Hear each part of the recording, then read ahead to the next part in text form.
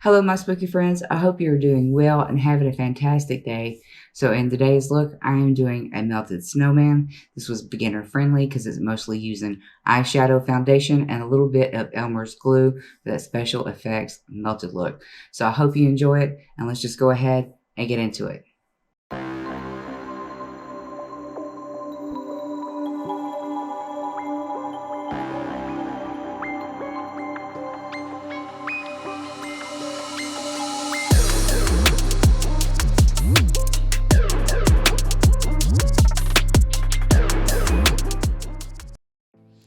To begin, I blocked out my eyebrow by using an Elmer's Glue washable glue stick, and I put some powder in to get that locked into place. Taking my NYX Jumbo pencil in the color Ghost, I began to map out the dripping snow on the face. And one of the things that's a big no-no that you are taught when doing special effects makeup is to never do a makeup look going straight down the face. So that's why I start at the top of my forehead and I push it over down into the nose and then out slightly over the nose, and I bring the drips down into the chin along the neck area, and I just fill it out. Now if you're looking to find a pen to use for this jumbo pen works very well. It's also easy to remove, so once you wipe it to redo something, there's no residual makeup left on the skin. So I really have been enjoying this pencil and I'm glad I picked it up. I continued this design all the way down into the neck to give it more dimension, and going with some foundation, I'm using the Narrative Cosmetics makeup brushes. I've been using this set for about a year or so and they clean up very well. They hold a lot of product, they don't stain as much as other brushes, and I've used cream, grease, water, and alcohol paints with this set and they work very well. They do a great job of keeping their shape when you are using them, so if you're looking for something, I'll have that linked in the description below.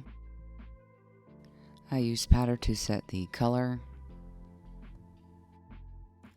This is the Wet n Wild Photo Focus. This is what I use every day for my normal makeup looks. I'm tidying up my eyebrow just a bit because my eyebrows are full, but they're like that stray alley cat and that dog that's been in way too many fights and have some patches of hair missing in the line. So I just clean that up a little bit and I put some clear brow gel to set. Now going in with the ColourPop palette, I'm using the color Opaque into the transition crease. Now the transition crease for me is pushing that color up to the bottom of the brow bone and then pushing it into the actual crease of the eye itself. This is the transition shade that will help you blend all the other colors that you add to it. And I'm going in with another brush and I'm using the color CO to darken up the crease just a little bit more dimension, but nothing too out there.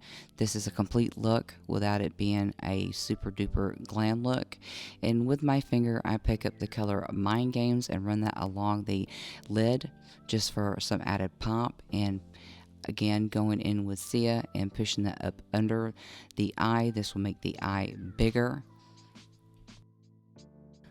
For the white today, I'm using Indie Beat Cosmetics Color Foundation in white. I'm using, again, another Narrative Cosmetic brush, and I'm using the smallest brush to go in and fill in that snow drip look. Just use the tools that fit what you need it to be. It's okay. Get used to changing brushes. It will save you a lot of grief in the long run. And I'm going in and I'm making sure that I have everything covered when it comes to these smaller areas. I don't want to push a bigger brush in there and mess up the lines I created for those strips. Often you'll see that I will take and map out other things on the face, even if I cover them up with paint.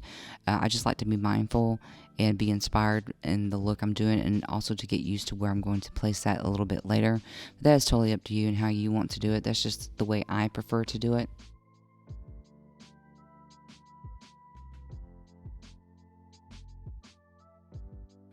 I am using a silicone sponge because it doesn't absorb the product and it goes a long way. It saves you money, and it packs that color in pretty good. And this was gifted to me by Indie Beats Cosmetics, so thank you very much. I am using the Art Crispies palette from Creature Cosmetics from their Terrifier 2 collection. This is actually an eyeshadow palette, but I'm using this to lock in the white that I have on the face and make it more opaque. This is just proof that you don't need to spend a ton of money on setting powders because a white eyeshadow or a translucent powder will work just fine. I'm using the color Hacksaw from the Terrifier 2 collection from Narrative Cosmetics, and I'm buffing this color into the crease area. And at this point, I wasn't sure where I was going to put the eyebrow, if I was going to paint that over on top of my eyebrow or go a little bit higher. So I just carry the color as far as I think I'm going to use it at the time. And then using ColourPop's Blue Moon palette, I'm deepening up that crease shade with the color Fine China. Then I also go in with the color Mad About You and deepening up the outer corner just a little bit more, and a pop of shimmer in the color Lumi just to give it more vibrancy. Using the color Hacksaw again, I go up underneath the eye for more drama, darling. For the eyebrow, I am using LA Colors liquid liner in matte black. Now I'm about to show you the reason why I use water liners the most, because the felt tip liners on the makeup liners, they often are a little bit more stiff than what a brush will be, and they often skip over areas like the eyebrows or any other thing that you might put in place like a prosthetic. So just take your time when this happens. You might have to go a little bit bigger, but at this point I'm tight lining, filling in, making it opaque, and cleaning up the lines. But yes, this is exactly the reason why I use water liners the most. But don't be afraid to use a water liner, even a waterproof, if that's what you have. You just got to go in for the kill. Just go and get it done. Don't worry about it. It's just makeup. It'll be okay, and you can start over. Using the color Moonlight in the palette, I brush that up over the eyebrows that I locked into place by using a washable glue stick. If you're looking to save some money and you need some glue sticks like this, wait until school starts back. Then they will have packs on sale, a pack of 5, a lot cheaper. I outline the lid in the inner corner, and going in with a rounded flat tip brush, I'm using the Quartz palette again in the color Opaque to push shadows up underneath these drips. You can absolutely use black for this for the shadow effect. I decided to use this color because I wanted the colors that I'm going to mix into this to be a little bit more soft, that soft, wintry feel, the snow, the clouds, and the dark sky. So I continue just to work the shadow up underneath and around the drip area, saving some parts open for more color and more dimension. This is one of the things, and my favorite part that I like about makeup is the small details that really bring everything to life. And it's so relaxing to me. It's so calming. I get out of my head and I'm just in the zone. And if you've ever been in the zone as an artist or doing anything, you'll know that it's very freeing and very relaxing. And I'm going in with the color Sia and adding just a slighter variation of shade, so you get that added dimension to where everything's just not one stark color, so it makes it a bit softer.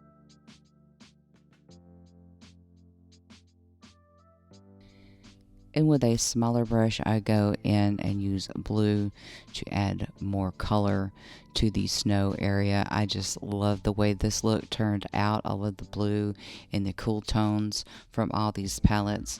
So have fun with it. If you want this to be a bloody snowman, you can do this in that way. Use the white the way I did it and just use variations of red around these snow drips. It's up to you. It's your look, and it's however you want it to be.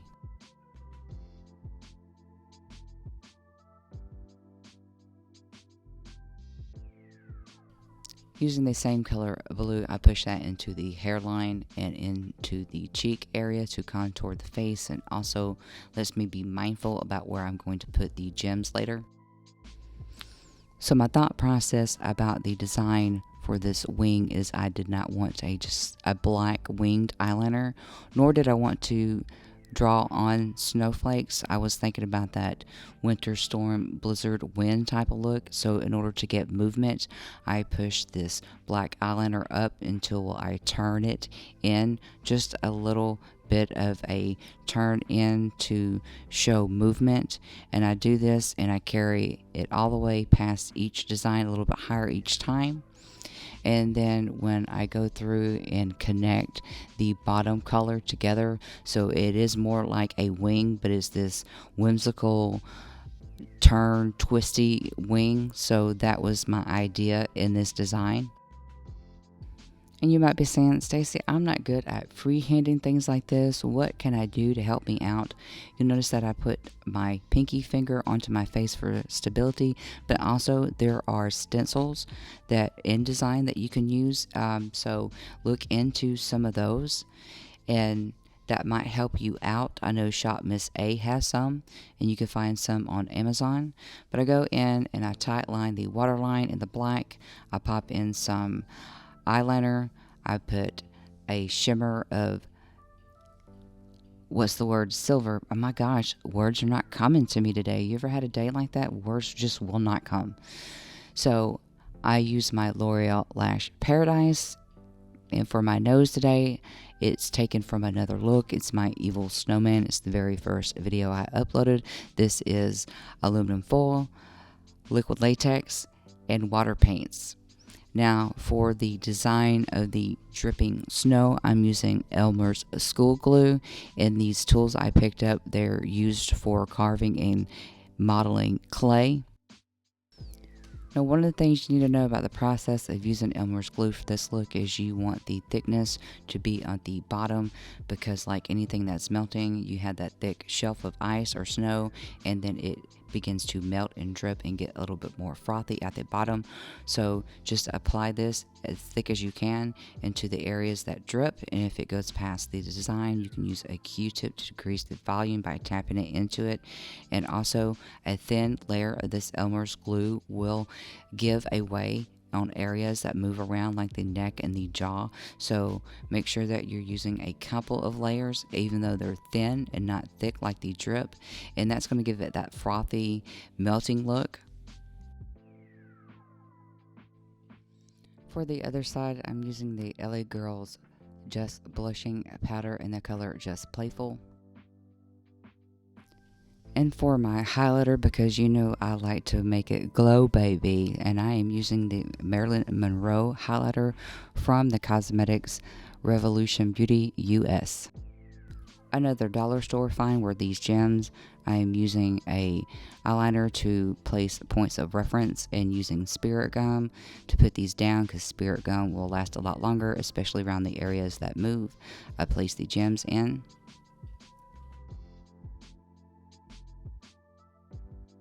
I'm using my A+ Super Lash Glue by Shop Miss A.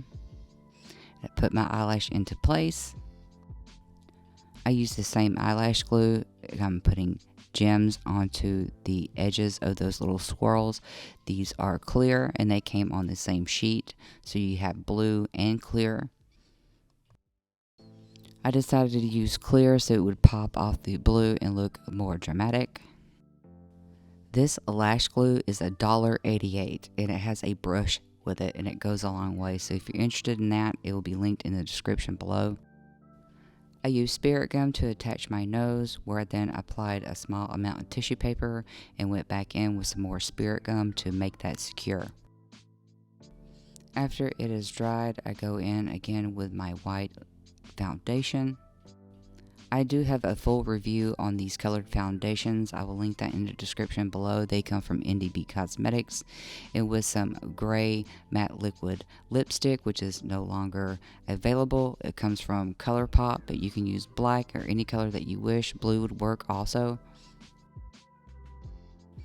Here is the final look. I hope you guys enjoyed this one today. Please consider subscribing if you love makeup and you like saving money.